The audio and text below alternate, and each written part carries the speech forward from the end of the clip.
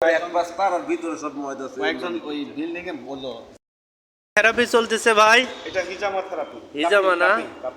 Coupling না? এটাতে কোনো মানে না না, পার্শ্ব প্রতিক্রিয়া পার্শ্ব প্রতিক্রিয়া নাই না?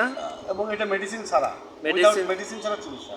এই যে আপনি কাটাকাটি করলেন, রক্ত বের হলো, কোনো ওষুধ খাইতে হবে না? কিচ্ছু খাইতে হবে না। কিচ্ছু খাইতে হবে না? এমনিতে ব্যথা হবে না? না, ব্যথা সাময়িক হবে, তারপরে একদিনে ঠিক হয়ে যাবে। জ্বর আসবে না? না, এগুলো কিচ্ছু আসবে না।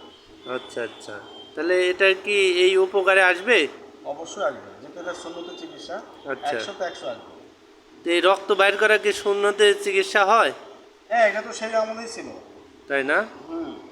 এটা কত কত দিন হলো এই চিকিৎসা চলতেছে? এটা তো নবী সাল্লাল্লাহু আলাইহি ওয়াসাল্লাম সাহাবাদের সময় থেকে এটা চালু আছে। তাই না? বাংলাদেশে এখনো প্রচলন হয়নি, ইদানিং হচ্ছে। আচ্ছা মূলত আরব বিশ্বে এটা বহু আগের থেকে আছে, 1400 সালের আগের থেকে আছে। আচ্ছা, ঠিক আছে। তাহলে এর সঠিক নাম কি আপনার মুখ থেকে বলেন। আরবিতে হিজামা, ইংরেজিতে কাপিং থেরাপি। আচ্ছা আচ্ছা। লাল শুক্রবার। লাল শুক্রবারও আসে না হয়। হ্যাঁ, আমাদের কথা বলো না।